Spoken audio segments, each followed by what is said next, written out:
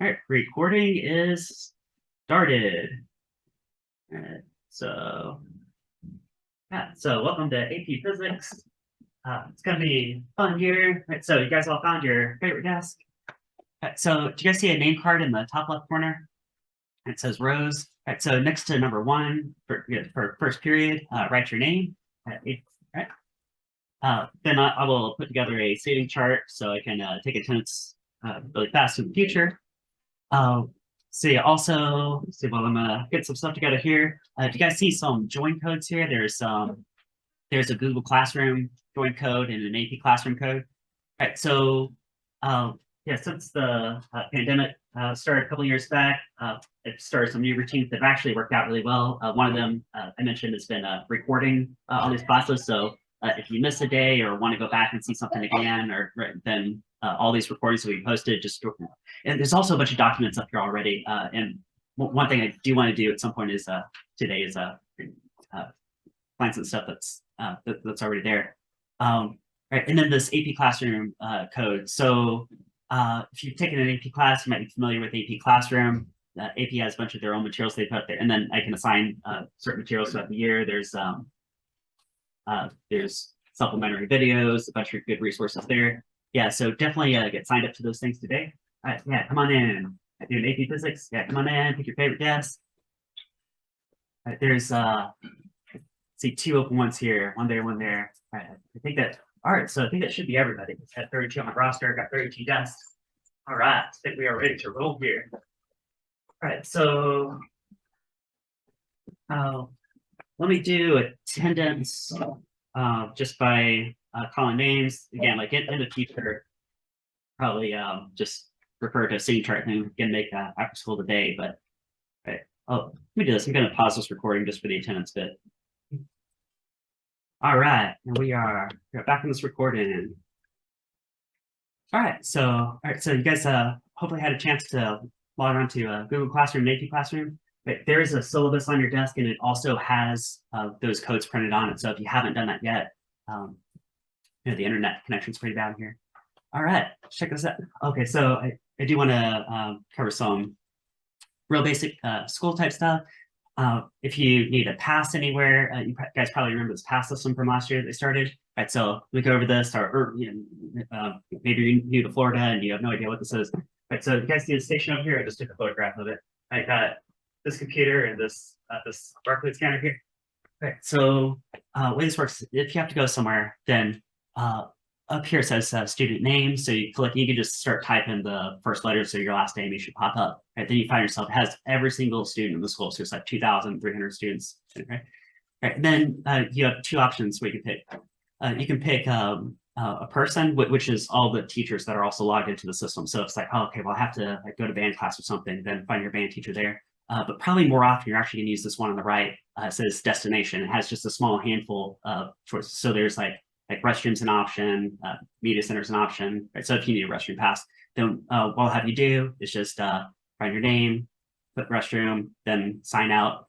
All right, and then when you come back, if you scan with your ID card, right, you probably have a student ID card. Right? Now, if you don't or you forgot it, then you can just go through like a process, go click, click, click, click, click, and click yourself in. Right?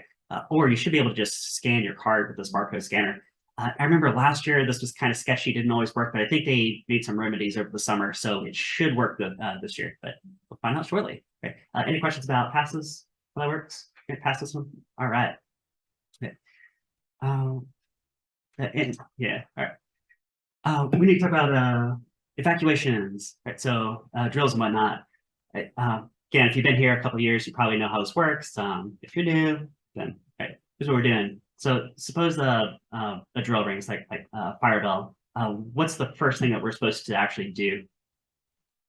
Yeah, nothing, right? Just hang tight because that just opens up a bunch of options of what could happen next. Right. So some common things, they might say shelter in place, which just means like hang out in the classroom. That normally happens when there's like a lightning storm outside. So just like try to avoid bathroom passes and hall passes if you can. They might say lockdown. If they say lockdown, we're going to go, you guys see those lab tables back there? We'll just go behind the lab tables and just hunker down there for that drill. or they might actually send us on a fire evacuation. And if they send us on a fire drill outside, there's 2 places we could go. All right, so do you guys see where we are? We're in building 3. That's this building right here, right? You see that? Right. So here's the parking lot where you made park this morning. Right? Walk in here. My room's like right about here. It's about right where we are, that cursor. Okay. So fire drill rings, what we're going to do is we're going to go out that door. We're going to take a left all the way down. Right.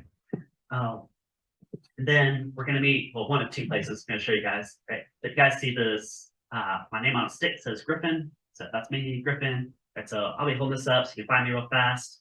Right. So kind of recording. Boom. There we go. Griffin on a stick. So where are we going?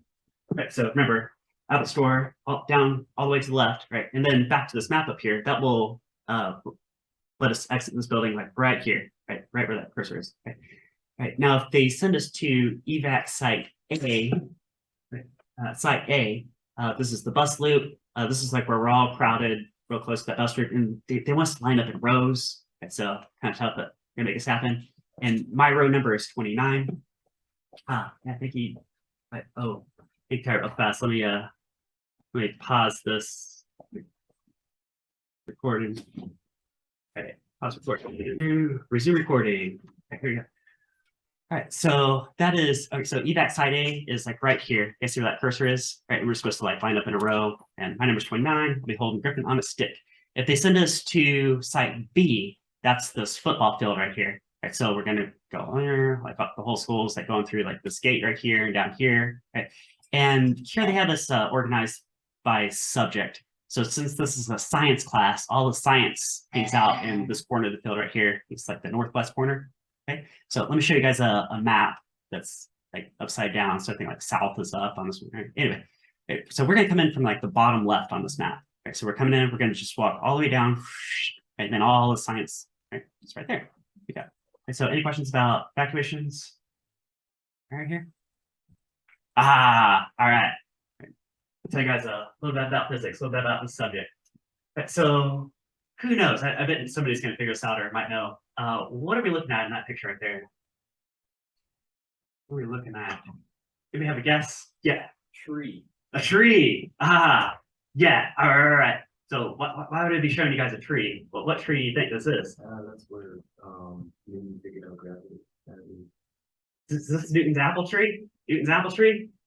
What, 400 years old? You think this is still alive? Well, it seems to be.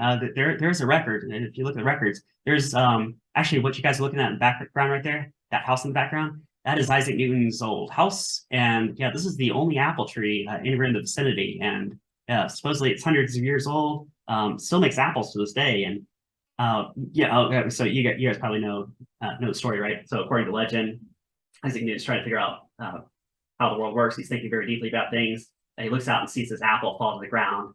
And that gets him thinking about gravity. And eventually comes up with like inverse square law of gravity and puts together like all physics, right? So I'll tell you guys a little bit more about the story. So Isaac Newton, and this is we're talking about the 17th century, right? So this is so long ago. This is really like modern science as we know it is like just starting to come around like as a concept. Like the idea. Good morning, welcome back to Sierra High School. This is Mrs. Robinson, your principal, and we are so glad you're here today and glad to kick off the new school year with you. First off, I want to give a huge shout out to our band for being in the courtyard today and welcoming back in such a great way. We're so glad to have our awesome band represented this morning on campus. Students, we want you to be aware that if you're new to Sierra High School or you're not able to locate classes today, we have our student athletes and leaders on campus available to help you throughout the entire day. They are all wearing uniforms of their athletic teams or their clubs, and they will be in the courtyard a minute or two before the bell rings and be able to help you with finding classes each period. Teachers, we ask for your understanding and flexibility that they may need to leave a minute early or come in a minute or two late after helping a student. If they're in an athlete uniform, they were out in the courtyard helping. Teachers, at this time, we ask you to conduct your 6-day count. We know there are 5 missing buses still, but admin will account for those students as they arrive because those buses will be pretty late this morning and we want to conduct the count. So at this time, teachers, we ask you to cross out any names on your list of a student you have not seen today. Any student that's in your classroom with a schedule that is not on your roster, we ask you to add. And any student present, we ask you to leave alone on your roster. Then please post your roster on the door, and we will be coming around to collect them. Students, we know you probably have many questions about schedule changes, lockers, buses, and other items. We will be able to assist you with all of those at lunch today. So Ms. Legate will be available with schedule change request forms. Mr. Melendez will be available to help with lockers. Mr. Fletcher will help with buses. At this time, teachers, we ask you to conduct your 6-day count. We hope you all have a wonderful first day. Go Hawks. All right, and we took care of that. So everybody's here. All right, so all right, so it's back in the let's go to 1666. Right, so yeah, Isaac Newton's parents were farmers, and he was sort of slated to be a farmer. That's kind of how the world worked back then. Typically, just took the trade of whatever your parents could teach you. But Newton wasn't really cut out for farming. They did notice he was pretty good at math. So he ends up going to college. But in 1666, there was this outbreak of plague. Now, again, it was like the very beginning of modern science type era. So there was not really an established germ theory of illness. Nobody quite knew what was causing the plague, but they did know, they kind of figure out, well, you know, if people are in large groups, it tends to spread. So they send everybody home. Right? So old pandemic story from the 17th century. So Isaac Newton goes back to that house in the background there. And having a curious mind, and he wanted to figure out, well, how does the world work? How does the universe work? You know, what are the laws that govern everything? There had been some breakthroughs. I mean, by this time, people did understand that the Earth was not the center of the solar system; it was the sun. They even figured out, like weirdly enough, that this goes back to a guy named Kepler, when it comes to Newton, that planets traveled in ellipses around the sun, but nobody could figure out like why. Right? Well, why that elliptical pattern, right? And why not circles, right? So Isaac Newton thinks really deeply about these things. Around this time, sees that apple fall probably from that tree right there, and writes down what eventually becomes the foundation for pretty much everything in this class, physics, and also calculus. They go hand in hand. Ooh, you know what? Since you guys are in my AP class, quick show of hands. How many guys are either have had calculus or taking calculus? Who's taking calculus? Right. Oh, it's what, over half the room? All right. If you haven't, you're going to be all right in here too. But there is a lot of crossover between physics and calculus. There's a lot of incorporation, especially when we get to graphs. Right. So, you guys probably know like algebra is like basic graphing and solving for x. Trigonometry, maybe like shapes, angles, triangles. What is calculus like fundamentally about? Like in a nutshell. About rates of change. Well, at least the first half is, and then the second half calculus is just the first half like backwards. So like instantaneous rates of change. So Newton sits down and like writes up like the foundations of physics and calculus. And then what does he do with all this information? Pretty much just like throws it under his bed, forgets about it, papers get lost. It's like, who's gonna care about this, right? Of course, it becomes the foundation of like, like the modern world. And then 1780s, here's 1780. 284, 1780s. This comet was slated to fly by. Now, there had been records of this. This is. Does anybody know what comet this is? Is it Halley's Comet? Halley's Comet. Good call. Yeah, no, it wasn't called Halley's Comet at the time, but it was about to, because a guy named Edmund Halley was about to talk to Isaac Newton. So they had records of this showing up periodically every couple hundred years. And they knew kind of what its orbit would look like. Spheres, very elongated. Elliptical shape, but like why? What's governing this motion? And nobody can figure this out. So, since we're talking a little bit about astronomy here, a lot of the inspiration for trying to figure out how math and science works, goes back to astronomy way back in the day. You guys know we're about to go into a meteor shower. So there's the Perseid meteor shower mid-August every year. So it's like the 11th through the 14th. Yeah, so yeah. Look up the skies, might see some shooting stars, make some wishes. So Edmund Halley gets word of this guy named Isaac Newton. Oh yeah, there's this like eccentric college professor over at Cambridge. Maybe go talk to him. He might have some kind of insight. So goes talks to him. There's this meeting between these guys, Dude says, "Oh, yeah, I cracked this problem like over a decade ago. Yeah, I can tell you why these orbits look like this, and there's this inverse square relationship, gravitational pull between the sun and the comet, and put the comet on this path and apply this math, and you get this elliptical orbit." And Edmund Halley's mind is blown. It's like, what are you kidding? You figure all this out, and this is like the big question in the math and science world. It's like, how does everything in the sky work? You just figured everything out. You have to publish this. Says, oh, okay. So it goes and publishes this book. I'm just going to call it Principia. Okay, so published by 1687. It has that longer Latin title. Yeah. By the way, the tidbit here. What was the language of science back in the day? Back in that day right there.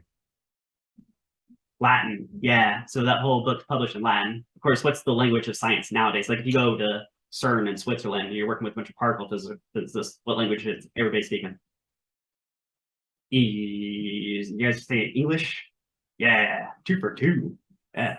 So may as well just publish in English, but here's all Latin. Here's his like original handwriting. He's doing some optics work here with refraction. Yeah. So this book right here is the foundation of both physics and calculus.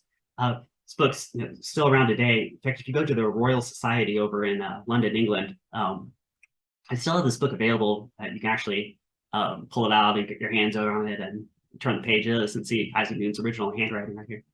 So yeah, but what is this class? What is physics? So it's one definition I think encapsulates pretty well. The study of the laws of nature that govern matter and motion in the universe. Now, why would you want to know physics? Well, what I'm thinking is that there's 33 students in here, and each of you has an individual life story and individual interests, and it's going to be individual connections. But to know the laws of nature that govern everything in the universe in your back pocket, I think that's a pretty good one to know.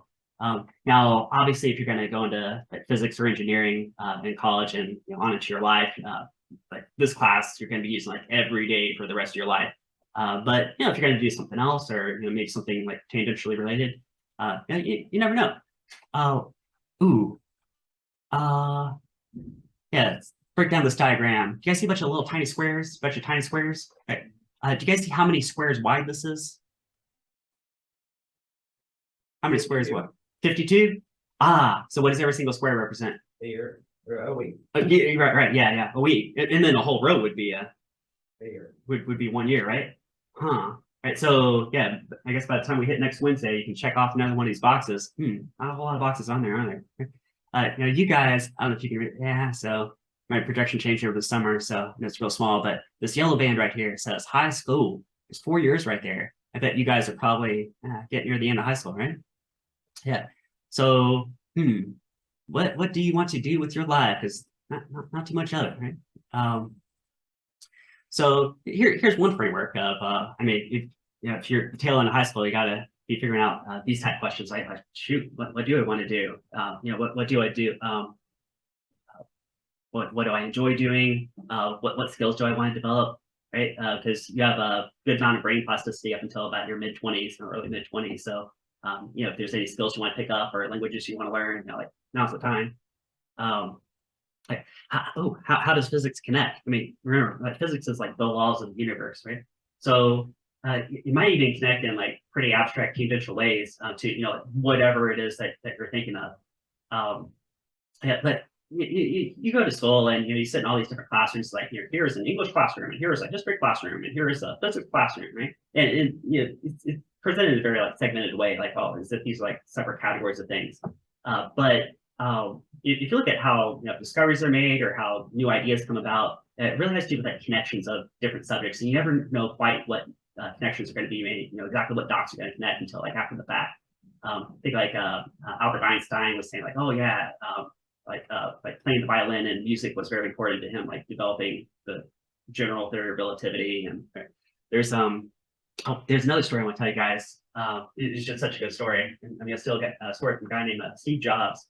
You guys have a favorite Pixar movie? How about how many of you guys have an iPhone? Or how about like any smartphone, right? Because the iPhone was kind of the first one. Right? So all these technologies and ideas trying to go back to this guy named Steve Jobs. You might know about this guy. So he helped develop some of the very first personal computers going back to like the 1970s. So his story, going back to your guys' age, like tail end of high school, is graduates from high school. His parents are really poor. They send him off to college. He gets to college and realizes he doesn't quite know, even at that point, where his life is going or what college classes, how that's going to help. And he just sees like, his poor parents' money is being drained. It's like, so he ends up dropping out of college after taking a few classes. But he hangs around campus. He's still one of these people who enjoys learning. He just wasn't quite sure, where is this going or what he's do with this. So what that weirdly enabled him to do was to actually just drop in on classes that looked interesting that he would never receive credit for, but just he just like explore his own interests, right? That's I really enjoyed doing that too. If you guys ever get to go to like a 4-year university campus, some of these lecture halls, they have like 200 people in them. You can just hang out in the back and just learn stuff, and like we'll never know you're there. So he dropped down on a class called calligraphy. So what is calligraphy? Yeah, like handwriting, fancy fonts, right? She like the New York Times, it's all fancy, right? That's calligraphy, right? Yeah. So now, what applications does that have to anything? We're talking about like art. How's that gonna be, right? So he takes this class, learns all the art of like fonts and whatnot. And then years later, when he's put together like the first personal computers, one of the many problems they have to crack is, well, how do you create a legible font on a pixelated screen? Right? I mean, it's one of those problems that easy to take for granted. It's like, okay, we've got all these different fonts nowadays, but that was a problem they had to crack. And then all those skills that he picked up just by sitting in that class, just from his own curiosity, like, it all comes back and actually ends up being incorporated. There's this last bullet point here. It's possible you work a job that doesn't even exist yet. I have this link. I'm not going to open this link, but you guys get the premise, right? So 20 jobs that didn't exist 20 years ago. I mean, it's entirely possible that most of your career is going to be something that doesn't even exist right now, or maybe even something that you end up creating yourself. And like knowing the laws of the universe and like how things like basically work. That's a good skill to have in the back of your mind. Okay, well, I know that this is like how things go together, how particles move, how. Right? And so, all right, here's one of the most important slides I need to give you guys today. Habits, right? Habits. Right? So you guys know habits. This is like routines to get into that are like hard to break, right? Now, like bad habits are hard to break. Like if you go home every day and just like scroll through the internet until you go to sleep, the next day you never did your homework, like that's not a routine you want to get into, right? But you know what? Good habits are also hard to break. Now, how long does it take to establish a habit? About 2 or 3 weeks. Right. And now is a really great opportunity. Now is like the best opportunity in the whole school year, right? So we're all here, we all feel like a certain amount of stress, but this is a good type of stress, right? So all our routines are being disrupted, right? Figuring out like what are my classes? You don't even know where you're gonna sit or where your friends are gonna be in these next classes. You gotta figure this out today, right? But now's a really good time to, since your brain is resetting and getting used to your schedule, say, okay, well, I want to dictate what that schedule is going to be. Figure out, what kind of student do I want to be? Now, since you guys are all AP, I bet you guys are pretty good students, hoping so. But this was the time to get to make that decision and lay down those habits. And if you get into the habit of, I'm going to keep a planner. Do you have a planner up here? Where's that? Use a planner. That's one of the best tidbits I can give you. One of the best pieces of advice: use a planner of some type. If you don't have one, I don't know, write on a piece of paper somewhere. Like get a planner, or I don't know. Maybe you guys use your phones or something. I don't know. So some kind of organization method. You can go in the day. Like I know at the end of the day, I go home. I've got like 5, 6, 7 things to do, and I sit down. I'm exhausted, and I'm not going to remember those. Just remember, but have a nice checklist to get like check, and just get stuff done. And if you do this, if you get yourself into a really good routine after, let's say by the end of August and into September, then now it would be weird to break that routine. Like even if it involves hard work, if you're going to go home and like I'm going to sit down, I'm going to do all my homework, I'm going to study, I'm really going to think deeply about like the physics problems I'd be given today. If let's say like December 1st rolls around and you're like, you know what, I'm going to break that routine. I'm just going to sit down and like do nothing. that would feel weird. So really be on your game, especially these next about 3 weeks. Get yourself into good habits. That'd be a good model for yourself. Okay. Oh yeah, you're under no obligation to be the same person you were 5 minutes ago. Ooh, I like that quote because I think a lot of what drives any of our actions or ideas or thoughts. There's this whole how much is nature, how much is nurture. Right? A lot of it's just inertia, right? This is who I've been. This is how things work. But you guys are at a good age where you're sort of supposed to experiment and see what works and what doesn't. Well, what if I try this out? Okay, well that didn't work. I tried plenty of things in this class, like new labs I add every year. It's sometimes they don't work, right? And sometimes they do. It's sometimes they surprise me. It's oh, that worked way better than I thought it would, right? So yeah, experiment, try different things, establish good routines for yourself. Yeah, if you have a time and a space dedicated to your to what you want to do. Oh, and your personal interest too, right? So hopefully you do have some hobbies or interests outside of school that you're also developing, right? Don't only do necessarily what's put in front of you or what your teachers present to you. You can say, well, what is it that I'm really interested in that maybe I'm not taking as a class, right? Or maybe there's some TV show you want to watch. Well, make the space for that too, right? The space and time. Okay. Positive framing. Here's another huge. That's a big right there. Good piece of advice. So suppose you have 10 physics problems to do for some homework assignment, right? One way or another, these are 10 problems that you're gonna have to do. You've been assigned them. Got to do them if you want to get the points. So what you do have some control over is well, what attitude do I want to have approach these problems?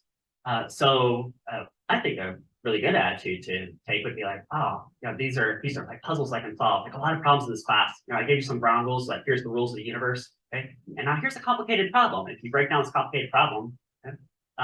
If you enjoy doing crossword puzzles or Sudoku puzzles or solving puzzles in general, I think you're going to like this class. Right? If you got that framing of them, that could be a good thing.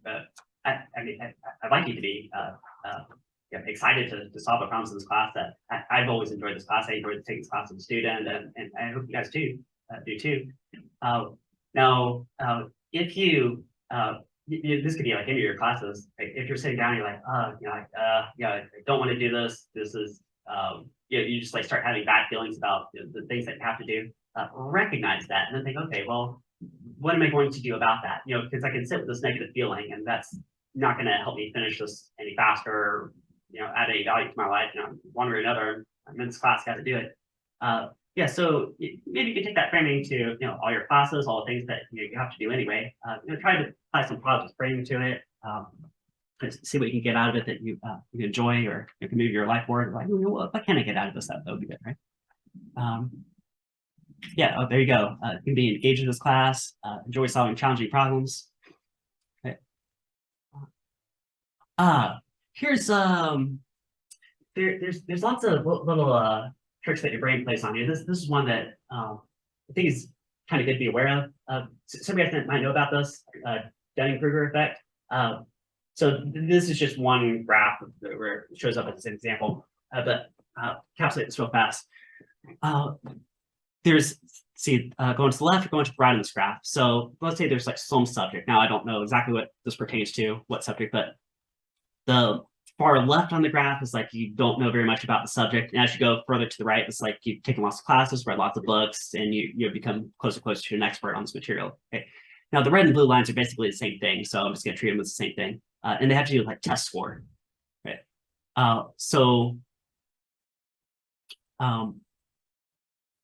You take a test on whatever subject, and you get let's say it's red line, right?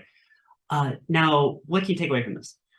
So the green is the actual test score, but the red and blue lines are your perceived, right? So what this is saying is, let's say you're a complete novice to a subject. Maybe you know 2 or 3 facts about some subject, right? So if you only know 2 or 3 facts about some subject, you're not going to do very well. But your perception might be that you know a lot more than you actually do. You guys see this huge gap right here, right? But then as you learn more and more, by the time you actually do truly become an expert, only by the time you become an expert do you actually underestimate your ability.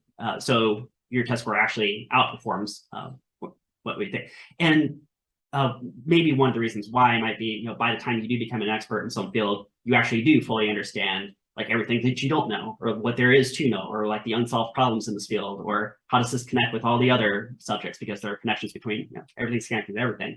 Okay. And so that's one takeaway from Dunning-Kruger.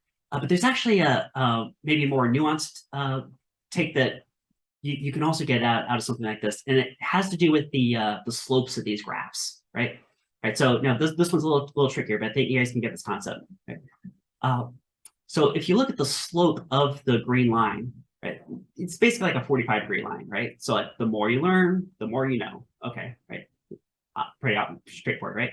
But those like this red line, it's pretty shallow, and that's really unfortunate, because what that means is that the more and more you study, you don't necessarily feel like you're learning a lot more information, even though you really are, right? The green line says you really are. The red line says your perception's like, I spent all these hours and I don't even know how much I got around, right?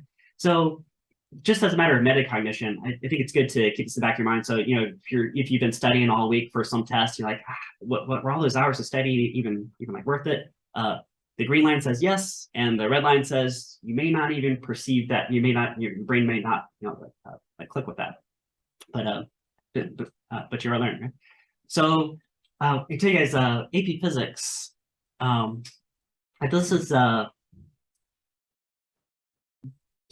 this is one of those classes that you really have to think deeply about materials, and you know, I'll give you like many complicated problems, but you know, if you like sit down and you know, do everything exactly like I show you in class, and you know, use the frameworks for each section, you know, you're gonna be all right. But you need to like actually put in a good amount of time and thinking for this class, because I can tell you guys too, the AP exam at the end of the year is it's pretty tough, but I'm getting to that though. All right, so you guys see some note cards on your desk? You guys see some yellow note cards? So pick up one of those note cards. All right. Now I'll tell you what, you don't have to do this if you don't want to. If you're like, I don't want to do this, you don't. Right. But if you do, so this is optional. If you want to tell me some facts about yourself, maybe, I don't know, like where you grew up, or maybe skills you have, or what you're interested in doing, or maybe a career you're looking toward, right? Anything you might want me to know, you can write it on this card. So name, just a few different things. Okay. And you guys see this gray tray right here? This gray tray? So anything you turn into this gray tray, I'll get this, like the turn-in box right here. We got about 10 minutes of class left. Yeah, so by the end of class today, just pop out the gray tray. Maybe as you're walking out the door, then yeah, you know, some stuff about you guys. Okay.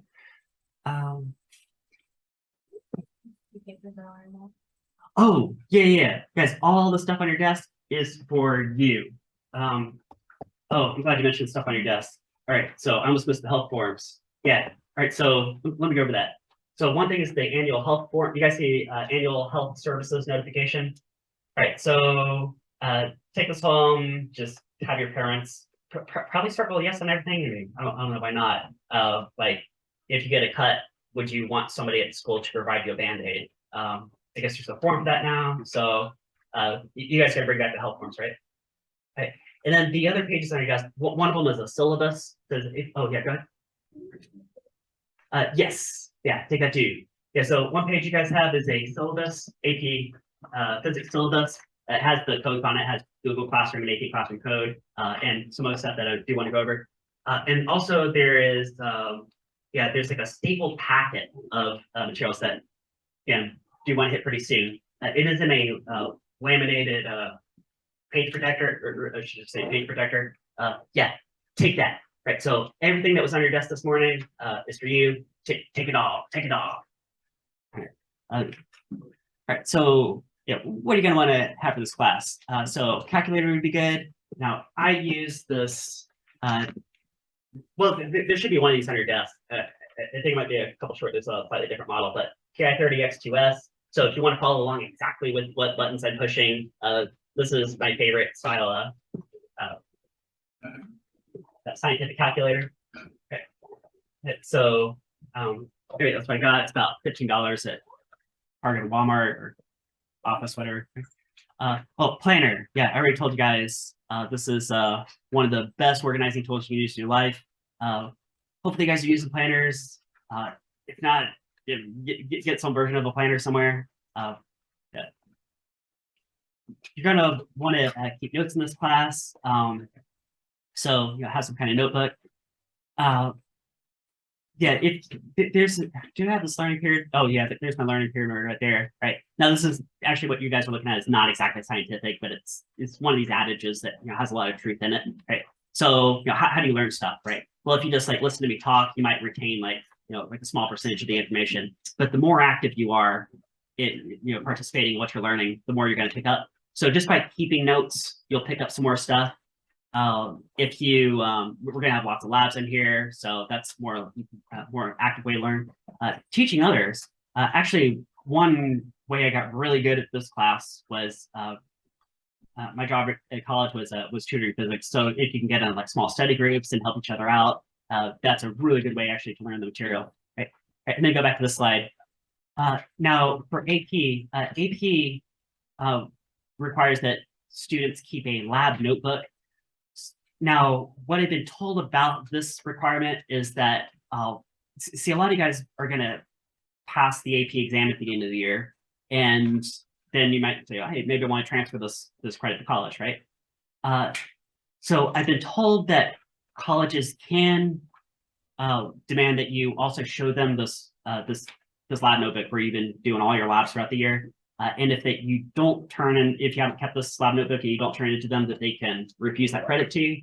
I don't know how prevalent that is for them to actually enforce that. But yeah, hey, maybe they do, or maybe there's some colleges that do. So now, if you want to keep all your labs in a notebook and turn the whole notebook, and then I can grade that and give it back to you, you could do that.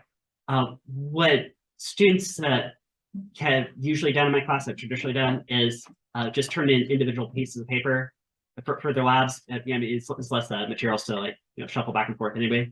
And then you can keep your own lab notebook. You can just keep all your labs, right? Keep them all together in a nice tidy space, and then that's what you're supposed to do. And you might have to have it. Okay. Okay. Any questions so far? All right, so got that. Ooh, I got you guys see a couple shelves full of fun demos up here, so I'll pull some of these out throughout the year, or if you have a spare minute here or there, you're like walk into the room and you want to get your hands on some of these things, and that's what they're there for, right? Get your hands on these things, see how some of these things work. Okay. Curriculum and syllabus. Right, so this is one of these pages that was on your desk. Here's the topics we're doing. So kinematic motion, this is just motion in a straight line or projectiles. We're looking at motion regardless of like how massive something is. So just like it's pure motion, like speed, acceleration, distance, displacement, that sort of thing. Dynamics is like forces, Newton's laws of motion. Circular motion, gravitation. I should tell you guys these first 7 are listed in the official AP unit order. I used to teach things a little bit different, so sometimes some of my materials a little bit out of sync, but this is the way AP does it. I've come over the years to say, okay, I kind of get where they're going with this. So circular motion, something's going like around bend. Gravitation, this is like Newton looking at an apple fall, looking up at the sky and seeing the moon going around the earth, thinking, oh, that's actually the same phenomenon. The apple falling and the moon going around the earth, that's the same thing. Right, you're the first person to figure that out. So you can put these 2 ideas together and get orbits. Do energy, momentum. We'll do simple harmonic motion. So this is like pendulum swinging back and forth is one example. Right? And then rotational dynamics is a pretty hefty topic, but it's sort of like everything we've done so far times 2, because you can take everything in a linear sense and then just say, okay, well, what does it look like if it's rotating? And it comes with a bunch of new terms, right? Right. Then now those topics there, units 1 through 7, are all the things that are officially on the AP exam. Now there are a bunch of things that my other classes, we go into more depth, and with you guys, I want to just like touch and go. Well, okay, so here they are: thermodynamics, materials engineering, waves and sound, electromagnetic spectrum, optics, electricity, DC circuits, relativity, quantum mechanics. So instead of doing like a couple of weeks on each of those, what I might do is just condense it down to like a couple of days, maybe a few more days for like DC circuits, because I think that those are things that you should learn in a high school physics class anyway. Now, how the schedule worked out last year, I think it was a pretty good schedule, was we actually got through 6 of the 7 topics by December. So by the time Christmas break rolled around, we'd actually covered like most of the class. Probably some of my students could actually pass the AP exam by that point. And then January, we'll finish like the last unit, either 6 or 7. I'll have to fill it out as we get closer there. Right, and then we'll have like a few months of that we can just do reviews. We can do pre-response questions and hit all these topics again. Right, and then while we're doing that review, it can take like a day here, a day there to film these other topics with you guys. Right, down the bottom right corner, you see the codes, the join codes. Right, you guys see those? All right.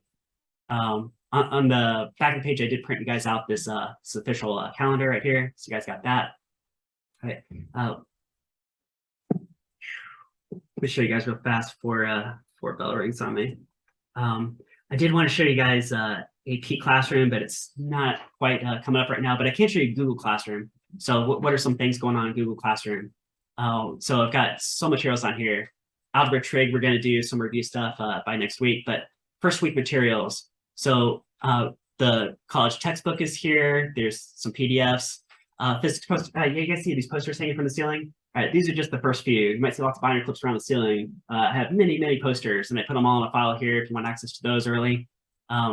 University of Colorado has all these interactive tools, so you can get on there and play around with some of these things. I'd show you, but short on time here.